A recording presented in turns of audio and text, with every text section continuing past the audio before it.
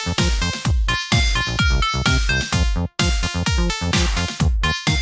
this demo, you're going to need your Pasco cart, a ramp, I prefer a basketball, and a Sonic Ranger. Before using the Sonic Ranger, make sure that it is selected on the right mode. I want it all the way to the left for cart mode because it's going to pick up a cart first. Then I need to open up Logger Pro. Again, if you need a refresher on how to use Logger Pro with a Sonic Ranger, please watch my video on how to use a Sonic Ranger. Logger Pro will auto-detect the Sonic Ranger, opening your position versus time graphs. Place the cart on the ramp, and then click spacebar to get the data started. Let the cart go up and down the ramp, but please catch the cart before it hits the Sonic Ranger.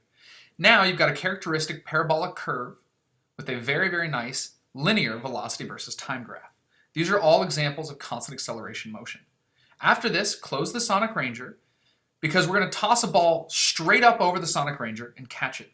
Again, the purpose of this demo is to show that Freefall is an example of constant acceleration. You want to make sure that you catch the ball before it collides with the Sonic Ranger, and you also want to make sure that you get your hands out of the way so that the Sonic Ranger doesn't detect your hands. It requires some practice, and I highly suggest you try it multiple times before bringing it in the classroom. There you saw me open my arms out after throwing it so that it didn't detect my arms, but I wasn't happy with that trial, so I'm going to go ahead and do another trial. This looks like a pretty good graph in my opinion. So what I'm going to do after this point is I'm going to click and drag over the section I'm interested in. And then I'm going to click the plus button and the top toolbar to zoom in on it.